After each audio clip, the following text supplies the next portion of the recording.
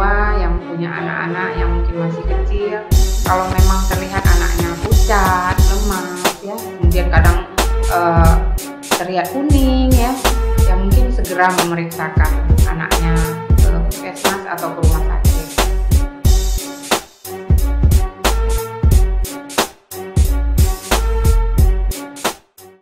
Assalamualaikum warahmatullahi wabarakatuh. Jumpa lagi bersama Widi, dan kali ini kita berada di Rumah Sakit Umum Daerah Langsa dalam peringatan Hari Thalassemia Sedunia yang bertepatan di tanggal 8 Mei 2019. Dan seluruh pemirsa, Widi infokan bahwa kali ini bersama Widi telah hadir Dr. Reni Suryanti SPA selaku dokter spesialis anak di Rumah Sakit Umum Daerah Langsa, dan juga ada seorang penderita thalassemia, yaitu adik kita Teguh Rio Cinde yang sudah berusia 16 tahun beserta dengan ibunya ya, ada Ibu Herlina. Langsung saja kita sapa kehadiran mereka. Assalamualaikum Ibu, Adik. Ya, apa kabar nih Ibu-ibu, Adik? Sehat semua ya? Alhamdulillah. Oke. Sebelumnya kita langsung aja ke Dokter Reni dulu ya. Ibu, udah berapa lama nih Bu di rumah sakit umum? Sebelumnya Assalamualaikum warahmatullahi wabarakatuh. Saya Dr. Reni Suryanti SPA, sudah bertugas di Rumah Sakit Langsa sejak tahun 2006, ya, lebih kurang 13 tahun, dan sebagai kepala SMF saat ini, sebagai kepala SMF bagian anak. Dan saya juga menjabat sebagai ketua Kopti, yaitu Perhimpunan Orang Tua Penderita Thalassemia untuk Kota Langsa. Ya, berarti selama di rumah sakit umum memang sudah terjun langsung ke bagian anak ya Bu? Ya, karena memang spesialisasinya. Nah, kalau boleh tahu nih Bu, sebelumnya ya Bu ya, kenapa lebih tertarik di bagian anak-anak nih Bu? Ya, kalau spesialisasi itu kalau sekarang ini jarang yang mungkin keinginan kita mau ini itu harus dapat itu, enggak ya. Mungkin akhirnya kita bisa bilang bahwa memang sudah takdir mungkin kita khusus ke spesialisasi anak ya, dan memang kalau saya memang dalam hal ini memang saya tertarik dengan pasien anak ya, karena memang pasien anak itu sebenarnya kasusnya itu adalah yang harus lebih banyak kita ketahui. Kenapa? Karena anak itu kadang-kadang dia tidak bisa membilangkan sakit ini, sakit itu ya. Kita hanya dengan menanyakan kepada orang tua saja kita bisa mungkin membuat diagnosa untuk pasien ini. Mungkin itu hal yang mungkin menjadi tantangan bagi kita. Oke Bu, kita langsung berbicara mengenai thalassemia yang sering menimpa anak ya Bu ya. Nah, ini sebenarnya penyakit thalassemia ini sendiri penyakit yang seperti apa ini? Ya, sebelumnya saya sampaikan dulu bahwa terbentuknya Popti Kota Langsa itu sekitar tahun 2014 ya. Dengan adanya Popti kita sudah dilantik dari Popti Pusat ya. Dengan adanya Popti di Kota Langsa ini, maka banyak pasien-pasien thalassemia yang kadang datang sendiri untuk melakukan pemeriksaan dan akhirnya berobat tetap di Rumah Sakit Langsa. Baiklah, untuk thalassemia, sebenarnya thalassemia ini merupakan suatu penyakit genetik ya, ataupun yang diturunkan, yang dimana penyakit ini sebenarnya sekarang ini sudah termasuk penyakit yang terbanyak ya dari penyakit-penyakit keturunan ya. Kelainannya itu merupakan suatu kelainan darah ya, kelainan darah di mana tidak terbentuk ataupun berkurangnya salah satu dari faktor pembentuk hemoglobin ya. Di situ pada rantai globin di mana terdapat rantai alfa atau rantai beta, sehingga dengan tidak terbentuk atau berkurangnya salah satu rantai pada globin itu, menyebabkan sel darah merah itu tidak normal. Jadi kalau sel darah merah itu biasanya normalnya dia sampai bertahan sampai 120 hari. Nah, pada anak-anak talasemi ini dia tidak mencapai 120 hari. Dia sebelum 120 hari dia sudah rusak. Sehingga anak-anak talasemi ini cepat mengalami anemi. Ya, jadi akan mengalami anemi ataupun kurang darah. Nah, akibat kurang darah inilah makanya anak-anak ini menimbulkan gejala-gejala akibat anemi.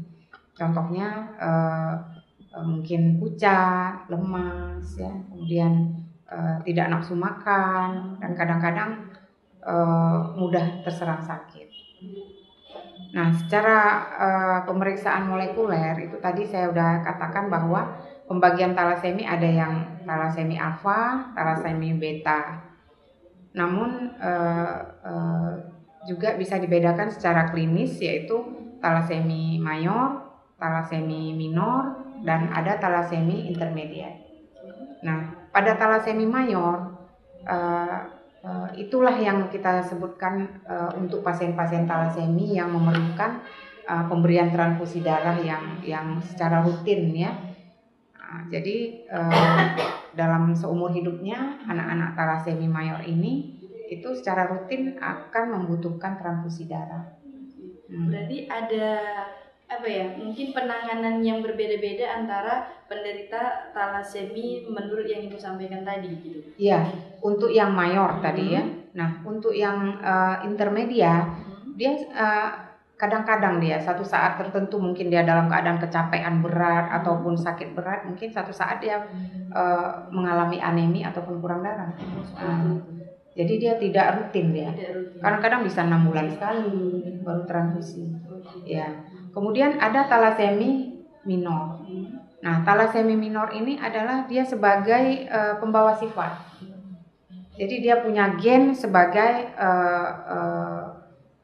pembawa sifat talasemi. Jadi dalam kehidupan sehari-harinya seperti normal-normal aja, ya.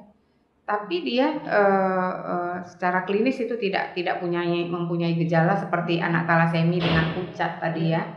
Jadi dia dalam keadaan normal.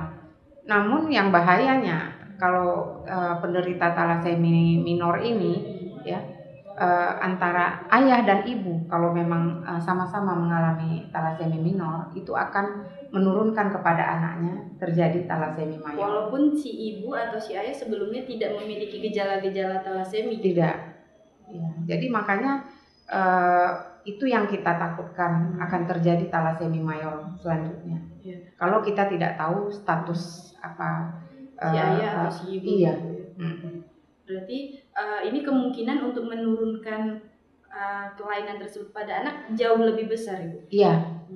Untuk yang ibu yang mempunyai bakat talasemi, ya, ataupun pembawa sifat, ya, 25%. Mungkin bisa kita lihat dari apa itu, ya, gambar itu, ya, gambar bahwa yang merah putih itu yang pembawa sifat, ya, pembawa sifat. Nah, kita lihat dari gambar itu bahwa ibu pembawa sifat, ayah pembawa sifat. Berarti kan kelihatannya ayah ibu normal, ya. Tanpa gejala, ya. Tanpa gejala. Nah, dari gambar yang dihasilkan itu anak itu yang merah semua itu 1, ya. Yang merah putih itu 2. Yang putih saja 1. Artinya kemungkinan 25% yang menderita talasemi mayor itu 25%. Kemudian yang mengalami talasemi minor itu 2 orang, berarti 50%. Yang normal ada, ya, 1 orang, jadi lebih kurang 25%. Cuman masalahnya kita nggak tahu kapan ini yang 25%, kapan yang 50%. Tidak bisa kita duga. Nah, jadi nanti mungkin kita nanti bicara selanjutnya dalam hal apakah pencegahan ataupun bagaimana mendiagnosa untuk talasemi itu sendiri. Nah, Ibu, mohon maaf ini jadi tadi agak sedikit tertarik dengan pembahasan Ibu yang pertama. Ada Popti di sini ya Bu ya. Iya. Nah, Popti itu apa menangani di seputaran Kota Langsa aja atau sudah meluas nih Bu di luar Kota Langsa? Ya, saat ini Popti ini kan persatuan orang tua penderita talasemi. Jadi dengan adanya persatuan ini kita enak menjalin mereka sesama mereka itu menjalin komunikasi, ya kan? Dan kita juga sebagai tim medis juga lebih enak berkomunikasi, baik mungkin memberikan edukasi ataupun memberikan masukan-masukan kepada orang tua, ya. Dengan adanya Popti yang saya rasakan ya saat ini, Popti yang di Kota Langsa ini mencakup sekarang ini karena mungkin untuk Aceh Tamiang belum ada ya, jadi pasien talasemi yang dari Aceh Tamiang juga berobat ke Langsa, kemudian dari ID juga Aceh Timur juga kemarin. Berarti ini masuk ke dalam 3 wilayah ya Bu ya? Aceh Timur, Aceh Tamiang dan Langsa. Dan saat ini sudah ada 52 orang. 52 orang menderita talasemi. Iya. Nah, Ibu, ini bagaimana kita bisa mengetahui bahwa seorang anak itu menderita talasemi, Bu? Apakah itu terjadi di awal kelahiran atau ketika si anak sudah dewasa? Iya. Jadi ternyata penderita talasemi itu untuk di Indonesia itu cukup tinggi angka kejadiannya, ya. Jadi bukan hanya kita lihat dari jumlah pasien, ya, tapi ya itu tadi salah satu pembawa sifat. Ya, mungkin sesudah dilakukan pemeriksaan ternyata pembawa sifat itu cukup banyak juga, ya. Jadi dalam hal ini kita memberi mungkin informasi bahwa apabila orang tua dari awal itu sudah melihat anaknya dengan keluhan pucat, ya kan, lemas, kemudian tidak nafsu makan, itu sebaiknya segera dilakukan pemeriksaan. Ya, karena yang kita takutkan terjadinya pucat yang cukup lama ataupun anemia yang cukup lama. Ya, karena kalau sudah terjadi anemia cukup lama itu bisa menyebabkan komplikasi terhadap organ-organ di dalam tubuhnya. Contohnya mungkin jantungnya akan membesar, hatinya akan membesar, kemudian limpanya bisa membesar. Jadi dibawa pemeriksaan mungkin ke puskesmas dulu ya, kemudian nanti di rumah sakit nanti pemeriksaannya akan lebih lengkap. Itu untuk bayi yang baru lahir apakah juga menunjukkan gejala yang sama Ibu? Oh ya, biasanya ya itu mungkin kasus yang paling mudah mungkin dari literatur itu umur 3 bulan sampai ini yang lebih sering timbul itu mungkin umur 18 bulan atau 2 tahun. Jadi 3 bulan mungkin sudah ada yang terdiagnosa seperti itu. Jadi hampir sama bayi atau anak ya sama aja mungkin dengan keluhan pucat seperti itu. Kita bincang-bincang sedikit dengan Adik Rio dan ibunya ya. Ini Bu, Adik Rio ini udah, maksudnya ketika pertama kali mengetahui si adik menderita talasemi itu di usia berapa? Di umur 5 bulan. 5 bulan ya Bu ya. Apakah ada gejala-gejala khusus yang ditunjukkan oleh Rio saat itu? Ada gejalanya pucat, dia lemas, terus dia nangis saja gitu tiap malam, nggak ada jedanya gitu nangisnya. Jadi inisiatif keluarga kami membawanya pertama dulu ke puskesmas, terus dianjurkan oleh dokter puskesmas dibawa ke rumah sakit, terus dibawa ke rumah sakit sempat ditransfusi sebanyak 2 kantong. 2 kantong ya? Iya. Itu si adik masih bayi ya? Iya, 5 bulan. Jadi habis setelah ditransfusi itu tempo seminggu dia drop kembali. Drop lagi. Dengan gejala yang sama ya? Iya, tapi dengan dokter di sana ini belum menyatakan kalau udah diagnosa talasemi belum ya.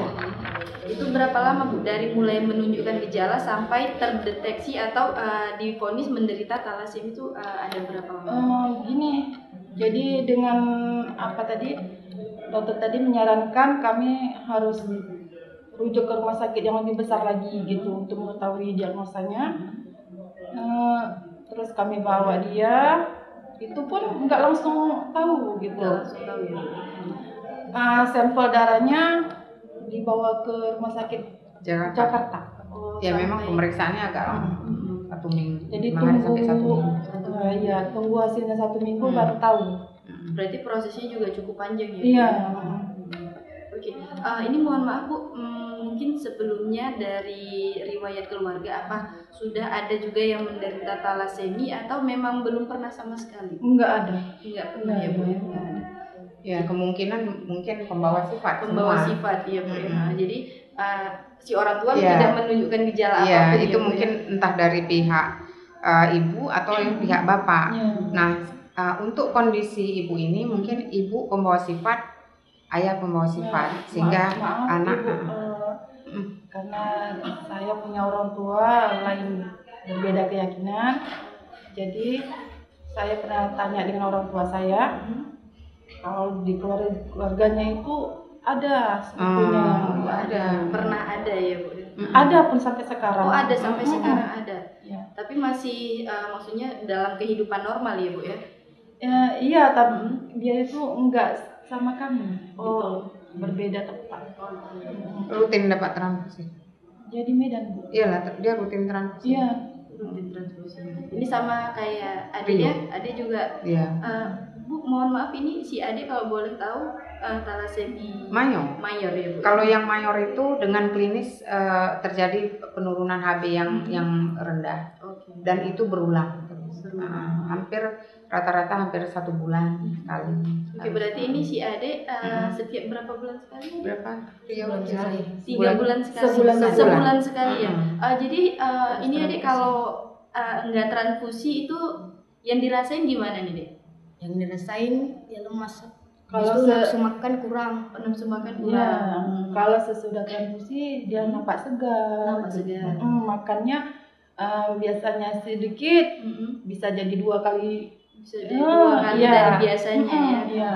Ini kalau adik untuk aktivitas ini masih sekolah kan adik kan? Nah, untuk aktivitas di sekolah gimana Dek? Maksudnya ada terhambat atau mungkin nggak bisa terlalu capek atau gimana adiknya? Ya kami nggak dikasih capek-capek sama guru. Sama Disuruh guru istirahat aja di kelas. Ini pinter nih, juara kan? Insya Allah. Juara berapa nak? Juara 1. Alhamdulillah. Berarti Juara 1. penderita talasemia itu juga tidak menutup kemungkinan untuk berprestasi ya Bu ya. Ya. Apalagi ini si adik udah umurnya 16 tahun ya Dek ya. Berarti alhamdulillah pencapaian yang luar biasa juga ya Bu ya. Ini apakah maksudnya si adik penderita paling besar Bu di rumah sakit ini Bu? Enggak. Kalau yang penderita ada yang sudah 25 tahun. Udah 25 tahun yang usianya paling Iya. tinggi ya Bu ya. Berarti itu selama 25 tahun atau 16 tahun si adik setiap bulan transfusi. Tapi kalau bisa dibilang kan saya bawa kemari umur dia semenjak 1 tahun. Sejak 1 tahun. Berarti sejak 1 tahun selalu Sampai sekarang. Sampai sekarang. Ini rumah alamat Ibu di Aceh Tamiang ya Bu Iya, ya. Kampung Nuril. Wow, berarti perjuangan yang luar biasa ya dari orang tua penderita talasemia. 16 tahun pulang pergi ya rumah sakit ke rumah, itu perjuangan yang bukan perjuangan biasa ya Bu ya. Dan ada juga prestasinya luar biasa, ini merupakan kebanggaan bagi orang tua dan mungkin bagi Popti juga ya Bu ya, karena telah berhasil menyelamatkan penderita talasemia. Nah Ibu mohon maaf, ini pertama sekali mengetahui bahwa si adik menderita talasemia ini perasaannya gimana Ibu? Rasanya gimana Bu ya? Dicampur semua sedih lah Bu, semua keluarga sedih lantaran nggak nyangka Bu gitu, kok bisa ada penyakit kayak gini gitu. Terusan karena kan menyangkut dengan darah gitu. Terus pun kami terhambatnya pun karena soal biaya juga. Biaya kami kemari, terus dia pun terhambat dengan sekolahnya juga sekarang ini kan. Kalinya karena kami pun bukan dari keluarga yang mampu. Ayahnya sendiri pekerjaannya tukang becak. Kalau dengan suka dukanya tuh banyak. Harus menyiapkan ongkos kemarin. Maaf Bu, itu kalau untuk biaya pengobatan apakah ada tanggungan dari rumah sakit atau Popti atau dikembalikan kepada sang pasien sendiri? Ya, apalagi sejak BPJS ya, Ya. itu membantu kali Bu. sama sekali nggak ada biaya apa-apa. Sekali tidak ada. Jadi pasien cuman menyiapkan ongkos saja, kemudian mungkin biaya keluarga yang jaga aja, biaya makan. Ya memang mungkin tidak lama-lama, paling lama ya 2 hari ya. Berarti penderita talasemi juga harus dirawat di rumah sakit, rawat inap ya Bu? Sebenarnya kalau memang HB yang tidak terlalu rendah itu mungkin bisa tanpa rawat inap. Tapi dengan mungkin konsekuensinya datangnya pagi-pagi, ya kan? Tuh langsung dapat darah, langsung transfusi. Karena darah itu sendiri kan perlu proses dia. Dicek dulu dengan kesesuaian dengan darah yang mau didonorkan. Kemudian baru untuk darah talasemi ini sendiri, darahnya bukan darah segar. Ya, yang sudah diendapkan ya. Nah, jadi ada proses dulu, jadi nggak bisa datang langsung transfusi langsung pulang juga ya. Gitu. Ibu mohon maaf, ini kalau penderita talasemi itu kan setiap bulan atau rutin ya Bu ya menerima transfusi, itu apa tidak akan ada efek samping sama sekali? Nah, ya itulah, ini saya akan bicarakan mengenai nanti efek samping ataupun komplikasi ya. Nah, mungkin saya akan mulai dari dengan bagaimana penanganan anak-anak talasemi ini. Yang jelas bahwa anak talasemi penanganan utamanya adalah dengan memberikan pemberian transfusi darah yang cukup dan adekuat untuk dia ya. Jadi biasanya itu paling baik itu HB 9-10 itu seharusnya mereka sudah bisa datang untuk transfusi. Karena dengan kondisi HB 9 dengan sampai 10 itu diharapkan itu mencegah terjadinya komplikasi ya. Karena dengan HB yang sangat rendah itu akan mengakibatkan gangguan oksigenisasi jaringan-jaringan yang di tubuh itu akan berkurang. Sehingga kalau jaringan itu udah kekurangan oksigen, maka itu akan gampang atau akan terjadi komplikasi yang lebih cepat. Nah, makanya kalau memang HB-nya datangnya mungkin dalam batas 9-10 itu mungkin itu akan menyebabkan kualitas hidup yang lebih baik dan mencegah terjadinya komplikasi. Nah, komplikasi pada pasien talasemi ini sendiri yaitu akibat pemberian transfusi itu sendiri, transfusi itu sendiri ya. Iya. Jadi kenapa? Nah, akibat pemberian transfusi itu bisa menyebabkan terjadinya penumpukan zat besi, kadar besi. Iya, kadar besi dalam darahnya. Nah, kalau itu dibiarkan ya berlama-lama itu akan menyebabkan kerusakan pada organ-organ hati, jantung, ya, otak. Justru ini akan meningkatkan penyakit yang kelenjar, parah ya, Bu. Iya, kelenjar-kelenjar endokrin, ya. Makanya dia bisa menyebabkan kalau jantung bisa jadi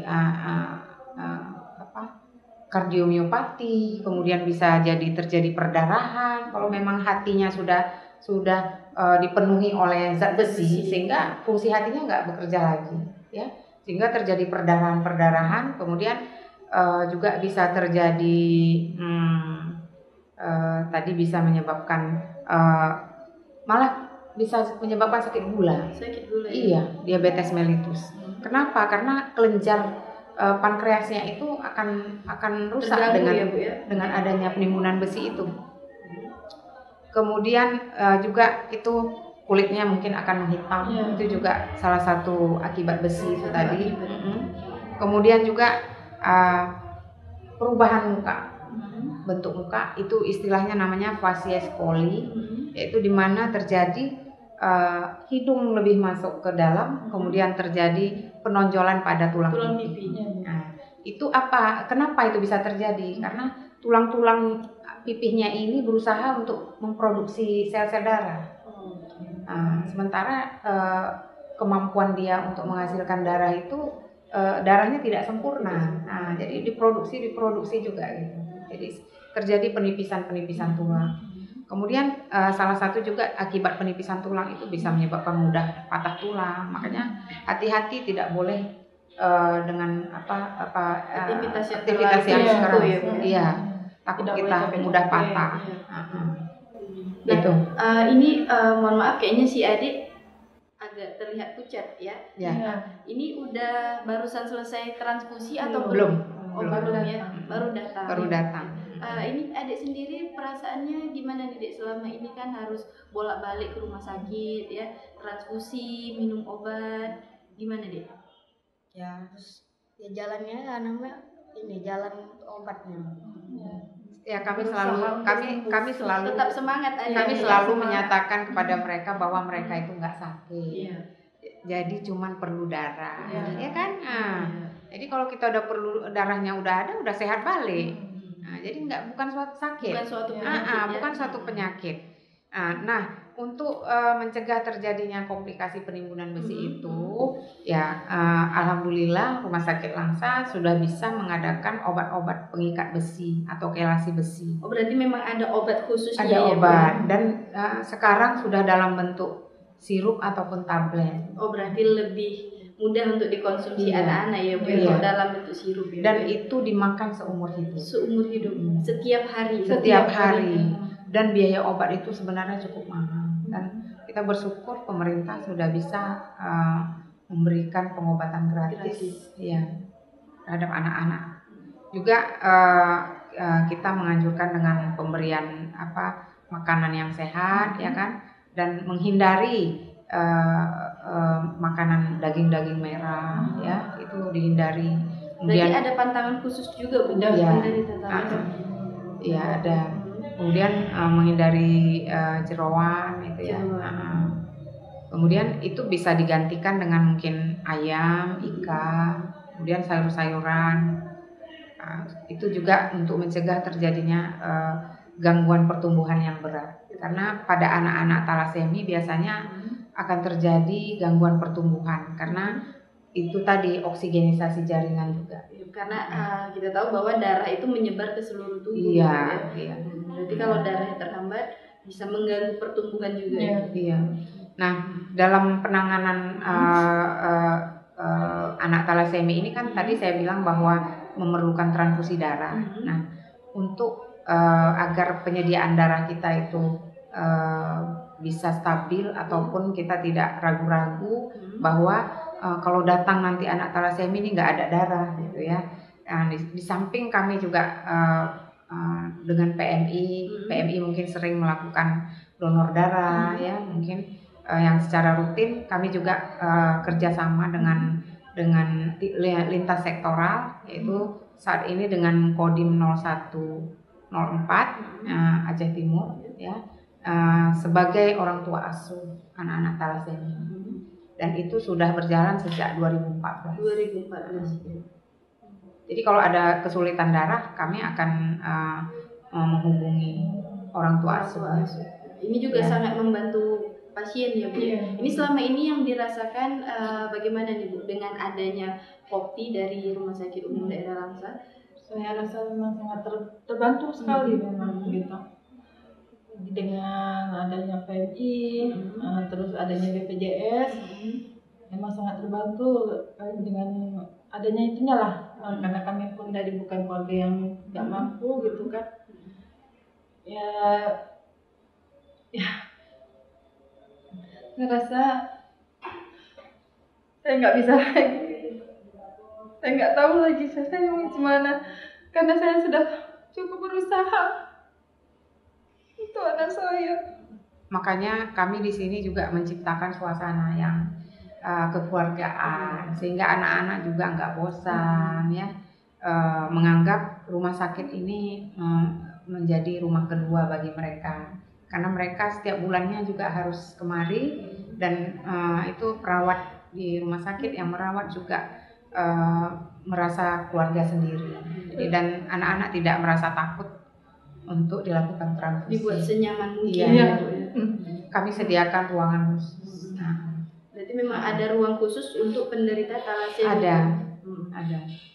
Berarti ibu juga membawa si adik kemari tidak dengan perasaan yang bagaimana ya Bu? Iya. Si adik juga udah biasa ya Dek ya kemari ya. Oke, Ibu. Mungkin Ibu untuk talasemi ini sendiri Bu, apakah ada pencegahan untuk menghindari terjadinya talasemi atau apakah talasemi itu memang akan menurun gitu Bu ke generasi berikutnya gitu? Ya, kalau pencegahan memang dikatakan ada 3 itu.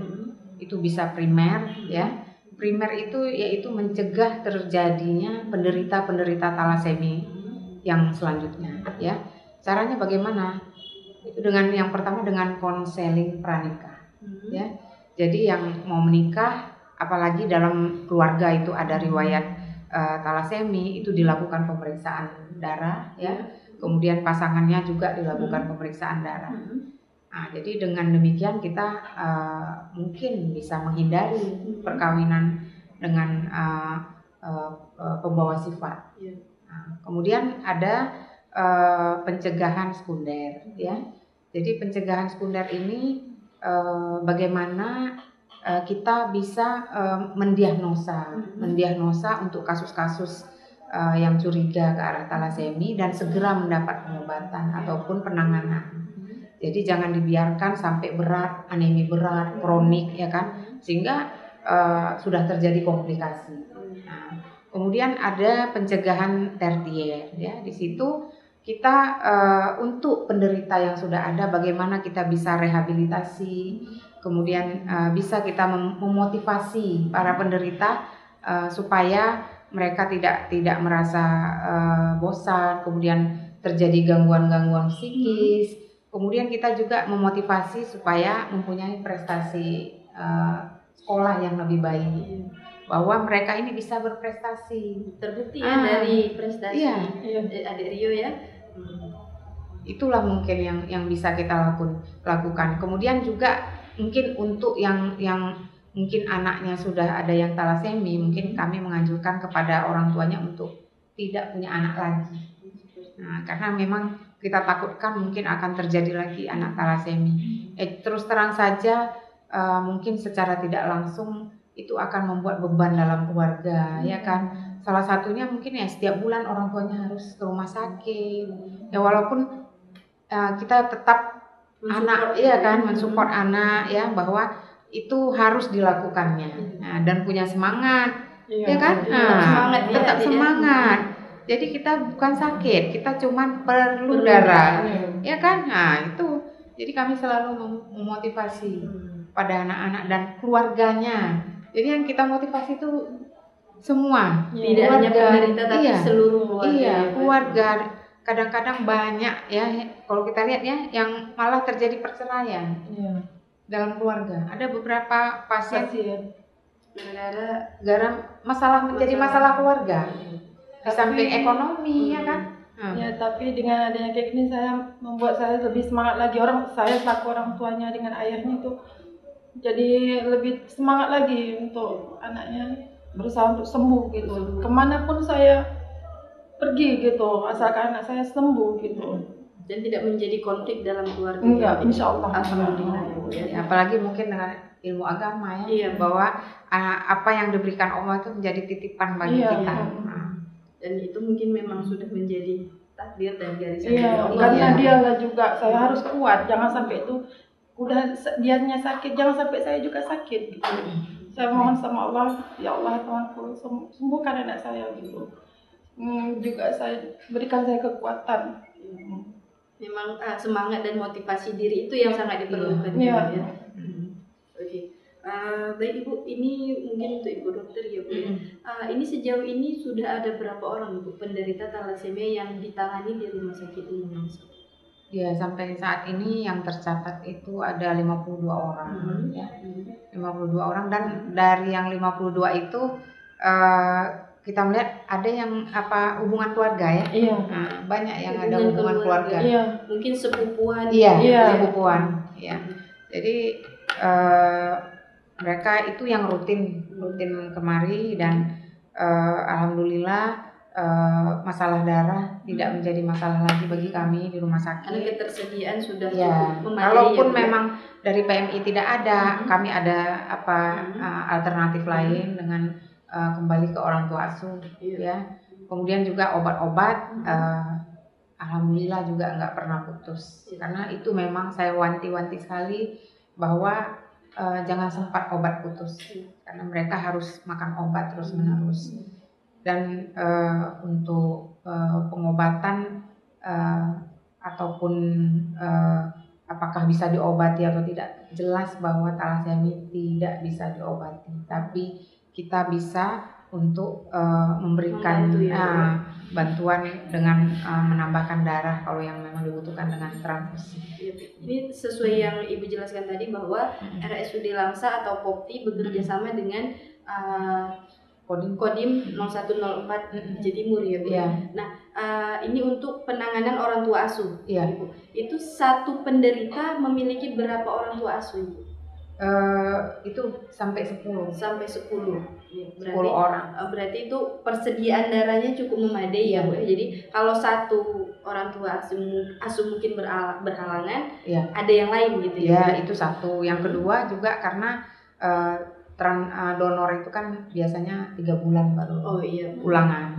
Nah, jadi perlu banyak orang tua asuhnya. Seperti itu. Berarti ini, Bu, penderita talasemi apakah mungkin tiba-tiba akan sakit secara mendadak gitu?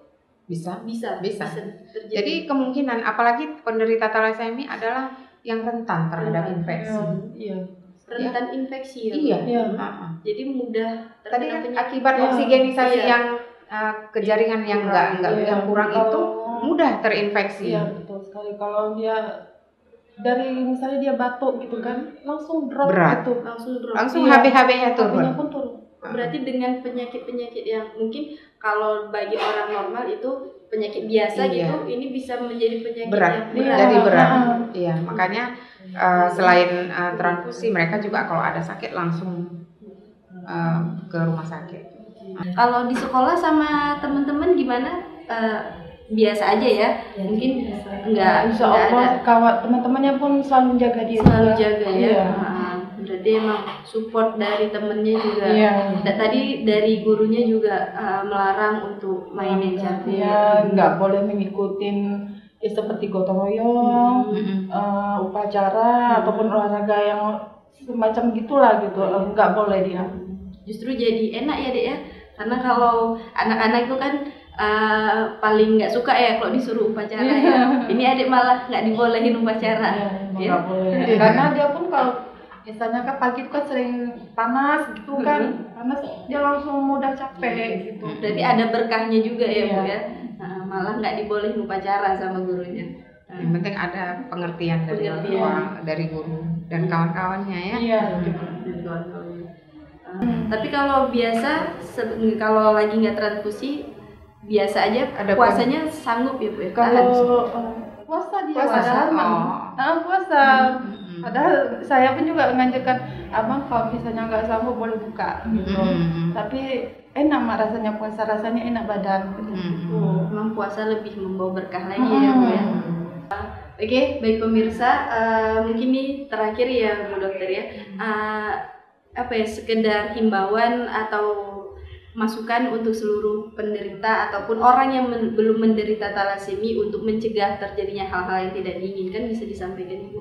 Ya, mungkin himbauan dari saya untuk orang tua yang punya anak-anak yang mungkin masih kecil, kalau memang terlihat anaknya pucat, lemas ya, kemudian kadang terlihat kuning ya mungkin segera memeriksakan anaknya ke puskesmas atau ke rumah sakit. Jadi kalau memang sudah jelas penyebab pucatnya apa ya, jadi sudah jelas bahwa mungkin tidak talasemi ya kan.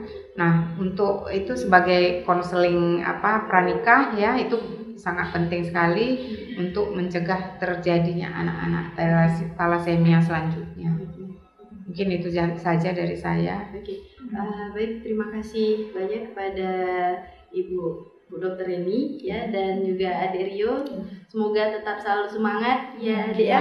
Ibunya juga yang selalu senantiasa mendampingi adiknya transfusi ya. Semoga selalu diberi perlindungan oleh Allah Subhanahu wa taala. Dan pemirsa, demikian perbincangan Widi kali ini bersama Dr. Reni dan juga narasumber kita penderita thalassemia. Untuk itu Widi mengucapkan ribuan terima kasih atas segala perhatian dan mohon maaf atas segala kekurangan. Wabillahi taufiq wal hidayah. Wassalamualaikum warahmatullahi wabarakatuh. Assalamualaikum warahmatullahi wabarakatuh. Program thalassemia dan donor darah adalah bentuk rasa kepedulian dan kemanusiaan kepada masyarakat. Untuk itu, Kodim 0104 Aceh Timur bekerja sama dengan Perhimpunan Orang Tua Penderita Thalassemia dan Rumah Sakit Kota Langsa berupaya untuk menjadi orang tua asuh bagi penderita thalassemia dengan menjadi pendonor darah tetap guna membantu meringankan beban masyarakat penderita thalassemia serta mempermudah mendapatkan darah dan berusaha semaksimal mungkin untuk mengurangi angka kematian dari penderita penyakit thalassemia. Kurangnya stok darah dan terbatasnya persediaan darah di rumah sakit bagi penderita thalassemia di dua wilayah yang meliputi Kota Langsa dan Aceh Timur membuat kami tergugah untuk berusaha melakukan berbagai upaya agar anak-anak penderita thalassemia dapat terus bertahan hidup dalam menggapai impian mereka. Setiap penderita thalassemia memiliki 13 orang tua asuh dari prajurit TNI Kodim 0104 Aceh Timur yang setiap saat dapat dihubungi bila mereka membutuhkan darah untuk menjalani perawatan. Program orang tua asuh bagi penderita thalassemia ini telah dimulai sejak tahun 2015. Ayo kita dukung penderita thalassemia. Ayo!